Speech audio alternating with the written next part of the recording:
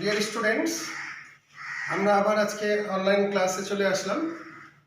Online ক্লাসে আজকে আমরা মূলত ছেলেমেয়েদের উপর্যুপরি অনুরোধের কারণে আমরা আজকে ইংরেজি সেকেন্ড পেপারের একটা বিষয় নিয়ে আমরা আলোচনা করব, এবং বিষয়টা হচ্ছে সবচেয়ে গুরুত্বপূর্ণ যেটা আমাদের গ্রামারের, সেটা হচ্ছে ভাগ। আমরা আজকে ভাগ নিয়ে একটু ডিসকাস করবো। খুব মনোযোগ দিয়ে শুনলে তোমরা আজকে ভাগটা সম্পর্কে একটা ক্লিয়ার একটা কনসেপ্ট তোমরা পাবে। তবে মুশকিলটা হচ্ছে যে এখন আমরা এতদিন বললাম যে ছেলে মেয়ে মোবাইল ইউজ করতে পারবে না, মোবাইল কলেজে আনলে মোবাইল ধরে ধরে আমরা শেষ করতাম, কিন্তু আজকে তোমাদের আবার অবস্থা পরিবর্তনের সাথে সাথে তোমাদের উৎসাহিত করতে হচ্ছে যে বাড়িতে বসে মোবাইলে ক্লাস দেখো বা অনলাইনে ক্লাস দেখো। কিন্তু এটা আমাদের এখন কি, যেটা আসলে প্রয়োজন, কিচ্ছু করার নেই, করতে হবে এরকম। তবে মুশকিলটা হলো এত ডাটা কে দেবে, ডাটা কোথায় পাই আমরা? তো ডাটার জন্য এখন কি করা যায়? ছেলে মেয়ের প্রশ্ন এগুলো, আসলে ওরা বারবার এই প্রশ্নগুলো করছে, স্যার এত ক্লাস আমরা কিভাবে দেখবো কিভাবে? তো এখন বাবা মাকে বোঝাতে হবে মূলত যে আসলে এটা এখন আমাদের প্রয়োজন। এতদিন যা করেছো সব দুষ্টামি করেছো মোবাইলে, তো এখন আসলে এটা আমাদের সত্যিকার অর্থেই প্রয়োজন। তো যাই হোক, এটা আমাদের দেখতে হবে। তো আমরা ক্লাসগুলো একটু শর্ট করব, কারণ দেখতে সুবিধা হবে, যার কারণে বেশি কথা বলা যাবে না। ভাগকে বলা হয় একটা সেন্টেন্সের প্রাণ, এবং যে no sentence can be created without a verb. কোনো লজিক্যাল সেন্টেন্স ভার্ব ছাড়া আমরা তৈরি করতে পারবো না, ভার্ব সেখানে থাকতেই হবে। এবং এই ভার্ব নিয়েই যত আমাদের প্রবলেমগুলো হয়, কারণ অন্যান্য গ্রামারের প্রতিটা গ্রামার আইটেমের সাথেই আমাদের ভার্বটা রিলেটেড। ভার্বটার কনসেপ্টটা যদি তোমার ক্লিয়ার হয়, তাহলে দেখা যাবে যে অন্য যে কোনো বিষয়টা আমি খুব সহজে তোমাকে বোঝাতে পারবো। তো ভার্বের যে বেসিক ফরম্যাটটা একটু দেখো। ভার্ব হচ্ছে ক্রিয়া, একটা সেন্টেন্সের প্রাণ, আমি আগে বলেছি। তো এই টোটাল ভার্বটাকে আমরা দুই ভাগে ভাগ করি। একটা হচ্ছে ফাইনাইট, একটা হচ্ছে non finite. Finite verb, non finite verb. এবং এই ভার্বগুলো আমরা বহুবার এগুলো আমরা ব্যবহার করেছি। যেমন ধরো এরকম আমরা করেছি যে আমি যদি লিখি যে I saw him playing cricket, এরকম সেন্টেন্স আমরা লিখেছি। এখানে খেয়াল করো, সাবজেক্ট একজন, আই, ভার্ব রয়েছে এখানে দুটো, স একটা ভার্ব, প্লেইং একটা ভার্ব। তো নিয়ম অনুযায়ী একটা সিম্পল সেন্টেন্স কখনোই সে একাধিক ভার্ব ক্যারি করতে পারবে না, কিন্তু এখানে সেন্টেন্সের প্রয়োজনে, অর্থের প্রয়োজনে আমাকে দুটো ভার্ব ব্যবহার করতে হলো। তো এটা অসুবিধা নেই। এই সব কারণেই আমাকে কি করতে হচ্ছে, এই ভার্বটাকে ফাইনাইট আর বাকি যে ভার্বটা এটা হচ্ছে নন ফাইনাইট ভার্ব হিসাবে আমাকে ইউজ করতে হচ্ছে। তো এভাবে চাইলে আমি একাধিক নন ফাইনাইট ভার্ব একটা সেন্টেন্সে ব্যবহার করতে পারি। তো এই প্রয়োজনের কথা চিন্তা করেই আমরা ভার্বকে মূলত এভাবে দুই ভাগে ভাগ করেছি। তো এই যে নন ফাইনাইট ভার্বটা খেয়াল রাখবে, এটাও কিন্তু ভার্ব, এটাও ভার্ব। তো এটা 100% ভার্ব নয়, এটা সাপোর্টিং ভার্ব। এটা হচ্ছে গিয়ে আমার 100% ভার্ব, কারণ মূল কাজটা এই স করেছে। তো এই কারণটার জন্য আমি এই ভার্বটাকে দুই ভাগে ভাগ করি, একটা ফাইনাইট, একটা নন ফাইনাইট। মানে একটা সেন্টেন্সের অর্থকে সুন্দরভাবে প্রকাশ করার জন্য, পরিপূর্ণ অর্থ প্রকাশ করার জন্য, যখন একজন সাবজেক্ট একাধিক কাজ করবে, এরকম একটা সিচুয়েশনের জন্য আমাকে এই নন ফাইনাইট ভার্বে ব্যবহার করতে হয়। সেখানে দেখো যে আমরা দুটো ভার্বের যে ডিভিশনটা একটু খেয়াল করো, যে ফাইনাইট ভার্বকে আমরা আবার দুই ভাগে ভাগ করেছি। একটা হচ্ছে অক্সিলারি ভার্ব, আর একটা হচ্ছে প্রিন্সিপাল ভার্ব। মানে একটা সাহায্যকারী ক্রিয়া, একটা হচ্ছে প্রধান ক্রিয়া একটা সেন্টেন্সের। এটা তোমরা সবাই জানো। আমরা যখন সেন্টেন্স বলি যে আই ওয়াজ প্লেইং ক্রিকেট, এখানে ওয়াজটা হচ্ছে আমার অক্সিলারি, প্লেইংটা হচ্ছে মূল ভার্ব। এটা একটা বেসিক থিওরি গ্রামারে। তো এরকম ফাইনাইটকে আমরা দুই ভাগে ভাগ করেছি, অক্সিলারি করেছি, প্রিন্সিপাল করেছি। প্রিন্সিপাল ভার্ব নিয়ে ঝামেলা বোধহয় নেই। অক্সিলারি ভার্বটাকে আমরা আবার দুই ভাগে ভাগ করেছি। একটা হচ্ছে প্রাইমারি অক্সিলারি,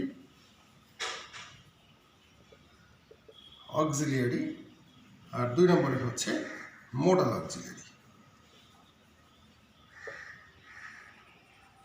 মডেল অক্সিলারিকে আবার সেকেন্ডারি অক্সিলারি বলা হয়। তো অক্সিলারিকে দুই ভাগে ভাগ করেছি। দেখো, প্রাইমারি অক্সিলারিগুলো হচ্ছে কে কে? Verb to be, verb to have, verb to do, এই তিনটা হচ্ছে প্রাইমারি অক্সিলারি। তো প্রাইমারি অক্সিলারির বিষয়টা কি, যে এই প্রাইমারি অক্সিলারিগুলো দুটো কাজ প্লে করতে পারবে। এরা কখনো কখনো মূল ভার্বের কাজও করতে পারবে, আর কখনো কখনো অক্সিলারি ভার্বের কাজ করতে পারে। যেমন ভার্ব টু বি এর সদস্য কারা একটু দেখো। ভার্ব টু বি এর সদস্য বি তো রয়েছেই, am, is, are, was, were, being, been, এগুলো হচ্ছে আমার ভার্ব টু বি এর সদস্য, এই কজন। আর ভার্ব টু হ্যাভ এর সদস্য হচ্ছে হ্যাভ, হ্যাজ, হ্যাড, হ্যাভিং, এগুলো হচ্ছে আমার verb to be, verb to have এর সদস্য। আর ভার্ব টু ডু এর সদস্য কারা, do, did, does, done, doing, এগুলো হচ্ছে ভার্ব টু ডু এর সদস্য। দেখুন এগুলোকে কেন প্রাইমারি অক্সিলারি বলা হয় একটু খেয়াল করো। আমি যদি বলি যে আই অ্যাম এ বয়, এখানে একটা অ্যাম রয়েছে ভার্ব। আবার যদি বলি যে আই অ্যাম রিডিং, দুই জায়গায় দেখো অ্যাম রয়েছে, এখানে একটা অ্যাম, এখানেও একটা অ্যাম। দেখুন দুটো অ্যামের মধ্যে পার্থক্যটা দেখো, একটু খেয়াল করলেই বুঝতে পারবে যে প্রথম সেন্টেন্সে অ্যাম ছাড়া দ্বিতীয় কোনো ভার্ব নেই, তাহলে এই অ্যামটা এখানে প্রিন্সিপাল ভার্বের কাজ করেছে। দ্বিতীয় সেন্টেন্সে অ্যাম একটা ভার্ব, রিডিং একটা ভার্ব, এখানে অ্যামটা কি করেছে, সাহায্যকারী ভার্বের কাজ করেছে। তাহলে একই অ্যাম আমি দেখলাম যে মূল ভার্বের কাজও করতে পারে, অক্সিলারি ভার্বের কাজও করতে পারে। অ্যাট দ্য সেম টাইম আমি যদি খেয়াল করি যে এরকম যদি বলি যে আই হ্যাভ এ পেন, আবার যদি বলি যে I have bought a pen, তাহলে খেয়াল করো এখানে একটা হ্যাভ, এখানে একটা হ্যাভ। তো প্রথম সেন্টেন্সে আই হ্যাভ এ পেন, এখানে হ্যাভ ছাড়া দ্বিতীয় কোনো ভার্ব নেই, তাহলে এই হ্যাভটা হচ্ছে এখানে মূল ভার্বের কাজ করলো। আর এখানে I have bought a pen, এখানে হ্যাভটা অক্সিলারি, বটটা হচ্ছে মূল ভার্ব, তাহলে একই হ্যাভ মূল ভার্বের কাজও করলো, আবার অক্সিলারি ভার্বের কাজও করলো। তো এই কারণে এই ভার্বগুলোকে আমরা বলি প্রাইমারি অক্সিলারি, যারা দুটো ফাংশন প্লে করতে পারে। কিন্তু মডেল অক্সিলারি যেটা, মডেল অক্সিলারির ব্যাপারটা হচ্ছে এরকম, যেমন আই ক্যান ডু ইট, কিন্তু আমি যদি লিখি যে আই ক্যান ইট, হবে না এই সেন্টেন্স, কারণ এই can, could, may, might, shall, should, will, would, এগুলো হচ্ছে জেনারেল মডেল, যেগুলো আমরা সচরাচর ব্যবহার করি। তো এটার পরে সবসময় তোমার ভার্বের একটা বেস ওয়ার্ড দরকার হবে, ভার্বের একটা বেস ফর্ম দরকার হবে। এটা কখনো একা একা কোনো অর্থ প্রকাশ করতে পারবে না। আই ক্যান ইট লিখলে এই সেন্টেন্স কারেক্ট হবে না। আমি যদি লিখি যে আই শ্যাল দেয়ার, হবে না, এই শ্যালের পরে কোনো ভার্ব নেই, তাহলে এখানে কি হবে, আই শ্যাল গো দেয়ার। তো এরকম প্রত্যেকটা এই যে can, could, may, might, shall, should, will, would, যে কটা আছে আমাদের ভার্ব, তো এই প্রত্যেকটা ভার্বেরই এর অক্সিলারি ভার্বগুলোর পরে তোমাকে অবশ্যই একটা ভার্বের বেস ওয়ার্ড ব্যবহার করতে হবে, বেস ফর্ম ব্যবহার করতে হবে। তো that is the difference between primary auxiliary and modal auxiliary. That means a primary auxiliary can play a dual function. That means sometimes it can use as a principal verb, and sometimes it can be used as auxiliary verb. But a modal auxiliary never can be used as a principal verb. এটা সব সময়ের জন্য auxiliary. তো এই দুটোর মধ্যে পার্থক্যটা তুমি ক্লিয়ারলি বুঝবে। এই ব্যাপারটা বোঝার মানে হচ্ছে যে যখন তুমি রাইট ফর্মস অফ ভার্ব করতে যাবে, তোমার কনফিডেন্স লেভেলটা অনেক বেড়ে যাবে, যে ভার্ব সম্পর্কে তোমার একটা সুন্দর একটা কনসেপ্ট রয়েছে। তো আমাদের বিষয়টা হচ্ছে যে আজকে আমরা শুধু তোমাকে ভার্বের ভ্যারিয়েশনটা দেখালাম, তোমরা বারবার ভিডিওটা দেখবে, দেখলে নিজেরাই ক্লিয়ার করতে পারবে। আর যারা বুঝতে পারো, অনেক স্টুডেন্টই আছে আমার যারা এগুলো বুঝতে পারে সুন্দরভাবে, তাদের জন্য তো ভালো হলো। আর যারা একটু কম বুঝতে পারো, তারা বারবার ভাগটা খেয়াল করবে, যে ভার্বকে আমরা ভাগ করলাম ফাইনাইট, নন ফাইনাইট, ফাইনাইটকে ভাগ করলো অক্সিলারি, প্রিন্সিপাল, অক্সিলারিকে ভাগ করলাম প্রাইমারি এবং মডেল। তবে প্রাইমারি অক্সিলারি এবং modal auxiliary, this two auxiliaries are very important to understand, কারণ এটার উপর তোমার পরবর্তীতে অনেক বিষয় নির্ভর করবে। তারপরে দেখো নন ফাইনাইট ভার্বটা, শুধু এইটুকুই আজকে আমরা রাখবো, নন ফাইনাইট পর্যন্তই তোমাকে বলবো যে নন ফাইনাইট ভার্বটা, এটা বোঝাটা আরও গুরুত্বপূর্ণ, কারণ অনেক ফাংশন এখান থেকে আমাদের বুঝতে হবে। নন ফাইনাইটকে আমরা 3 ভাগে ভাগ করেছি। একটা হচ্ছে পার্টিসিপল, 2 নম্বরে হচ্ছে জিরান্ড, 3 নম্বরে হচ্ছে ইনফিনিটিভ। আমরা প্রথম সেন্টেন্সে যেটা লিখেছিলাম যে I saw him playing cricket, এখানে সটা হচ্ছে ফাইনাইট আর প্লেইংটা ছিল সেখানে কাজ করেছে পার্টিসিপেলের কাজ করেছে সেই প্লেইংটা। তো এখানে এই তিনটা জিনিস, পার্টিসিপেলের আবার ভাগ আছে, এটা অবশ্য খুব জরুরি না, আজকে শুধু তিনটা বুঝলেই হবে। পার্টিসিপেলকে আবার তিন ভাগে ভাগ করেছে, একটা হচ্ছে প্রেজেন্ট পার্টিসিপেল, আর একটা হচ্ছে পাস্ট পার্টিসিপেল, আর একটা হচ্ছে পারফেক্ট পার্টিসিপেল। তো তিনটা পার্টিসিপেল রয়েছে, সেটা আমি পরে আসছি। তো পার্টিসিপেল, জিরান্ড, ইনফিনিটিভ, এই তিনটা হচ্ছে আমার নন ফাইনাইটের ভাগ। তো এটা কীরকম ভাগে ভাগটা হবে একটু খেয়াল করো।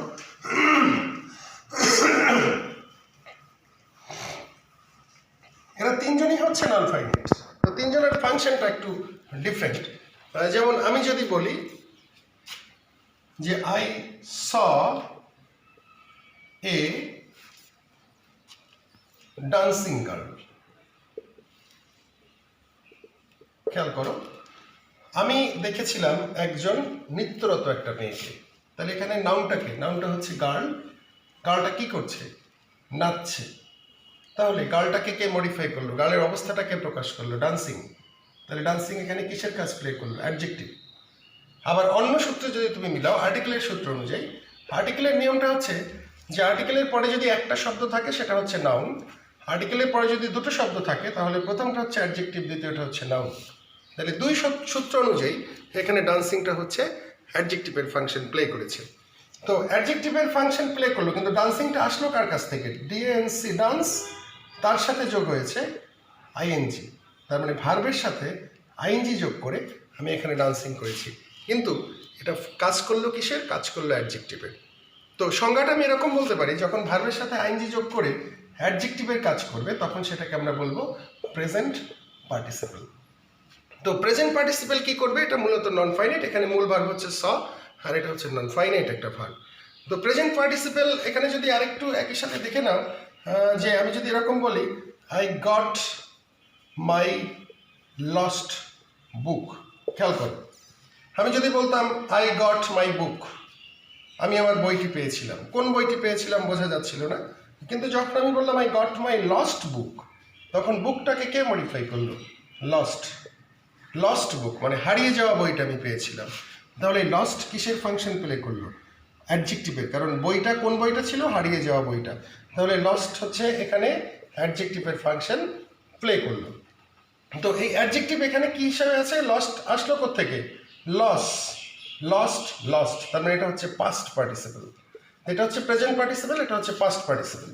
আর পারফেক্ট পার্টিসিপলের ব্যাপারটা অত ব্যবহার আমাদের নেই, হ্যাভিং এর পরে ভার্ব 3 বসলে সেটাকে আমরা পারফেক্ট পার্টিসিপল বলি। তো এরপরে দেখো জিরান্ডের ব্যাপারটা হচ্ছে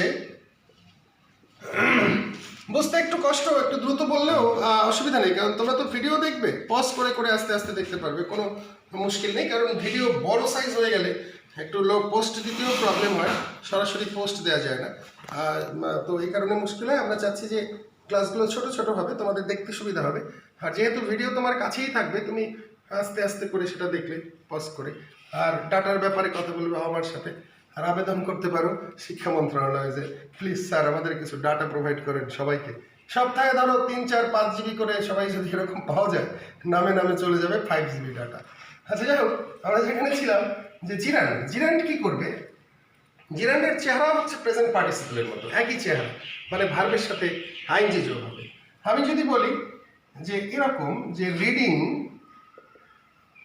ইজ এ গুড হবি, তো এখানে রিডিং আসলো থেকে আরইএডি, রিড থেকে, তার সাথে আমি আইএনজি যোগ করলাম, মানে ভার্বের সাথে আমি আইএনজি যোগ করলাম, এবং এটা সাবজেক্ট হিসাবে আছে, এবং এরপরেই খেয়াল করো আছে ভার্ব। তার মানে সাবজেক্ট হিসেবে দুটো জিনিস থাকে, নাউন থাকতে পারবে, প্রনাউন থাকতে পারবে, আর সাবজেক্টের পরেই সাধারণত ভার্বটাকে আমরা ব্যবহার করি। তো এখানে তাহলে রিডিংটা কি হিসাবে আছে, সাবজেক্ট হিসাবে আছে, তাহলে এটা হবে কি, আইদার নাউন অর প্রনাউন।